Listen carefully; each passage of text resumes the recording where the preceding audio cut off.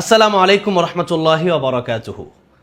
বিদেশ যাওয়ার সময় আমি কি কি নিয়ে যাই সেটাই আজকে আপনাদের একটু দেখাবো। অনেকে আছেন যে অনেক বড় বড় বোঝা আপনারা নিয়ে যান বিদেশ যাওয়ার সময়, সেটা কিন্তু আপনাদের জন্যই কষ্টদায়ক এবং আপনারা যখন অনেকেই বেশি জিনিস নিয়ে যান সেটা কিন্তু নিয়েও যাওয়া যায় না, অনেক সময় এটা ফেলে যেতে হয় বা বিদেশ থেকে আসার সময় ফেলে রেখে আসতে হয়। তো দেশ থেকে বিদেশ যাওয়ার সময় অথবা বিদেশ থেকে দেশে আসার সময় আমরা যেন খুবই হালকা অল্প জিনিস নিয়ে যাই, সেই জন্যই আজকের এই ভিডিওটি দেওয়া। আপনাদের জন্য অনেকেরই সহজ হয়, বিশেষ করে যারা বিদেশ ঘুরতে যান, যারা প্রবাসীরা যান একেবারে সবসময় জন্য সেটা ভিন্ন কথা, কিন্তু যারা ঘুরতে যান তাদের জন্য আজকের এই ভিডিও, যাতে করে আপনারা খুব সহজে সফরটা করে আসতে পারেন বা আপনাদের জন্য বোঝাটা কম হয়। তো আমি আপনাদেরকে দেখাতে চলছি। প্রথমেই কিন্তু আপনাদেরকে passport, visa and ticket confirm করে নিতে হবে। আমার হাতে পাসপোর্ট আছে, ভিসা তো আছে এবং টিকিট আমার মোবাইলে আছে। তো সেই জন্য আমি যেহেতু এখন যাব সৌদি আরব, কাতার এবং বাহরাইনের উদ্দেশ্যে রওনা হবো ইনশাআল্লাহ। তো সেই জন্য কাতারের একামা কার্ডটা আমার হাতে আছে এবং পাসপোর্টটা আমার হাতে আছে।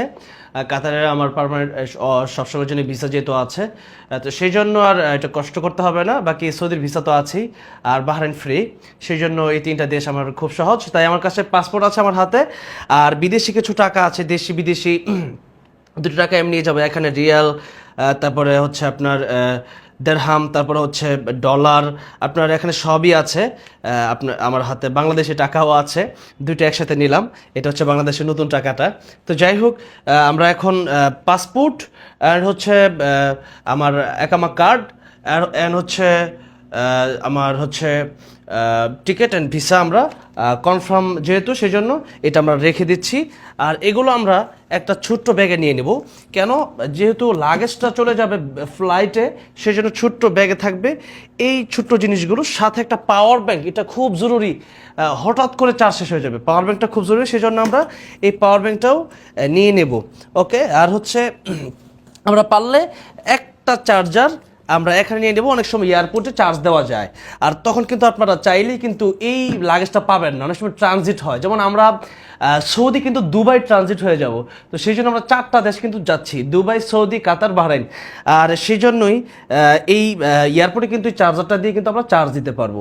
অনেক জায়গায় চার্জারের ব্যবস্থা থাকে। আচ্ছা, এরপরে আমি আমি আমি একটা কাতারের সিম আছে, এটা নিয়ে নিচ্ছি, বিদেশে আমার পার্মানেন্ট সিমটা আছে। এরপর একটা কথা আপনাদেরকে বলে রাখি, এই কলমটা আপনি সাথে নেবেন। কেন? দেশ থেকে বিদেশ অথবা বিদেশ থেকে অন্য দেশে যাওয়ার সময় কিন্তু অনেক সময় নিজের ঠিকানাটা এক্সট্রা একটা এই কাগজে লিখতে হয়, সেই জন্য একটা কলম। আমি এমনও দেখেছি কলমের জন্য অনেক দেশে কারাকারি, অনেক দেশে একটা কলমের জন্য মানুষ যে এত হাহাকার করে, বিশেষ করে যারা ইন্ডিয়া গিয়েছেন তারা হয়তো অনেকেই জানবেন। আমি আবার মিশর গিয়েছিলাম যখন, তখনও এই কলমের জন্য বিপদে পড়েছিলাম। এক অফিসের কাছ থেকে কলম নিয়েছিলাম, আরেক জিনিস আবার কলম চাচ্ছে, কিন্তু অফিসের কয়জনকে কলম দেবে, তার তো একটাই কলম। তো সেই জন্য একটা কলম আপনারা নিয়ে নেবেন। আমি কলমটা নিয়ে নিলাম, সাথে একটা ছোট্ট স্প্রে বা সেন্টের বোতল থাকে, নিয়ে নিতে পারেন। এটা আমার একটা আতরের বোতল বা সেন্টের বোতল, এটা আমি নিয়ে নিচ্ছি। এরপরে আমি একটা ভিসা কার্ড নিয়ে নিচ্ছি। এই কার্ডটা, একটা ভিসা কার্ড নিয়ে নিচ্ছি এই জন্য যে এখানে আমার ডলার ইনডিউস করা আছে। আপনারা যাদের ব্যাংকে টাকা আছে আপনারা ডলার ইনডিউস করে রাখবেন। কেন? যে কোনো দেশে ডলার ইনডিউস করা থাকলে আপনার এয়ারপোর্টে কিন্তু, আমি ফার্স্ট টাইম যখন সম্ভবত দুবাই বা অন্য কোনো দেশে যাচ্ছিলাম, তখন আমাকে ধরলো যে আপনি ডলার ইনডিউস করলেন না কেন। তখন কিন্তু আমি একটা বিপদে পড়েছিলাম, অনেক সময় আমার লেট হয়েছে। তো আমার এখানে যেমন ভালোই ডলার ইনডিউস করা আছে, যে কোনো দেশে আমি খুব সহজেই চলাফেরা করতে পারবো। যে কোনো দেশের টাকা কিন্তু এই ইন্টারন্যাশনাল কার্ড দিয়ে আমি বের করতে পারবো। তো এটা আমি এখানেই নিয়ে নিলাম। এরপরে একটা মানি ব্যাগ আছে ছোট্ট, এই মানি ব্যাগে মোটামুটি অনেক ভালোই টাকা আটে। এখানে আবার ভিসা কার্ড, এটা দিয়েও কাজ করতে পারবো। আবার আরেকটা ইসলামিক ব্যাংকের কার্ডও আছে, এটা দিয়েও কাজ করতে পারবো। তো একটা মানি ব্যাগ নিয়ে নিলাম, ঠিক আছে। এরপরে এই যে ব্যাগটা, এই ছোট্ট ব্যাগটা আপনারা নেবেন। কেন?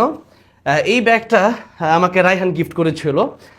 তো এই ব্যাগটা কেন আমি রাখি আমার হাতে, আপনারা দেখবেন যে এই ব্যাগটা এতটাই উপকারী, ছোট্ট ছোট্ট এই পাওয়ার ব্যাংক আর এই কার্ড আর এই টাকা পয়সা রাখার জন্য।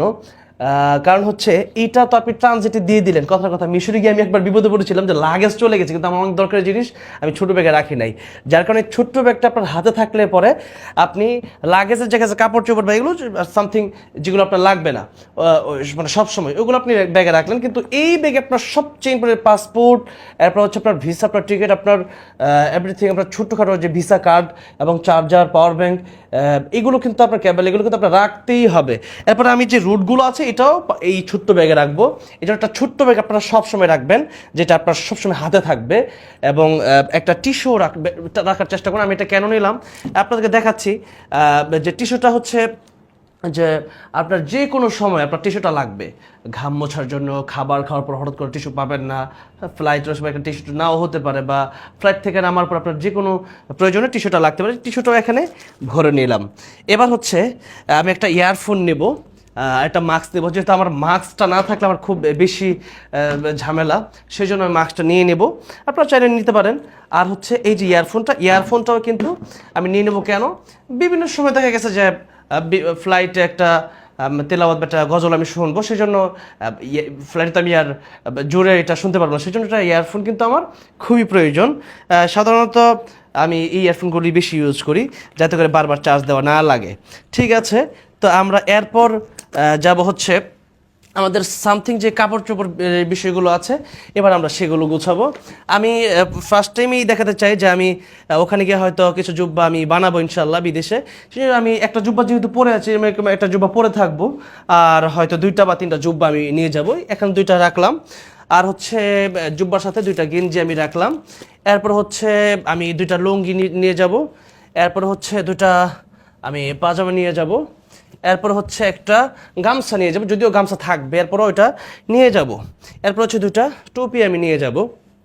এরপর হচ্ছে যে আমি এখানে একটা চার্জার ওখানে রাখলাম, এখানে রাখলাম, কারণ হচ্ছে আমার 2টা ফোন। একটা হচ্ছে এটা ভিডিও করার জন্য, কখনো যেটা ইউজ করতে সেটা আইফোন, আর এটা হচ্ছে ভিভো 20 আলট্রা। সেই জন্য এটার 2টার জন্য 2টা চার্জার নিচ্ছি, যাতে করে আমার ফোনের প্রবলেম না হয়। আর এই হচ্ছে আমার কিছু এভরিথিং, যে আপনার সানক্রিম, তারপরে হচ্ছে যে আপনার এটা হচ্ছে আমার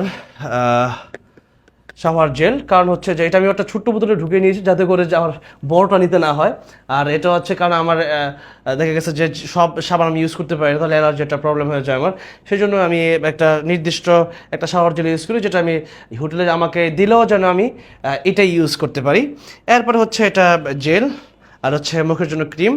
এইগুলো আমি এখানে নিয়ে নিব, এই সাইড ব্যাগে নিয়ে নিব। তাহলে দেখা গেছে যে আমার এই মাত্র কয়েকটা জিনিসই কিন্তু আমার মূল। এরপর দেখা গেছে যে আর ওইরকম বাকি কিছুই অভাব থাকে না। তাহলে এই যে মানে লাগেজটার ওজন হবে আমার মনে হয় 5-6 কেজি, 5-6 কেজি ওজন। এই জিনিসটা কিন্তু আমি হাতে করে নিয়ে যেতে পারবো। এটা কিন্তু আমার ভিতরে না দিলেও সমস্যা, আমি ডাইরেক্ট ফ্লাইটেই কিন্তু এটা নিয়ে উঠতে পারবো একেবারে। আমার মনে হচ্ছে যে 6-7-8 কেজি হবে লাগেজটা সহ। আর লাগেজটা কিন্তু একবারে ছোট। লাগেজটা আমি এইবার কাতার থেকে নিয়ে আসছিলাম, আগে একটা বড় লাগেজ ছিল আমার, সেই লাগেজটা আমি আমার ওয়াইফকে গিফট করেছি। আর এই জন্য দেখেন আপনার একটা বিষয়, যে এই যে একটা ছোট্ট ব্যাগ, একটা ছোট্ট লাগেজ, এই আর আমি যা পরে আছি সমস্ত এরকমই। আর 2-1টা জিনিস বাড়বে বা কমে বা একটু এদিক সেদিক হতে পারে, বাকি আমার মূল জিনিসগুলো কিন্তু এগুলোই।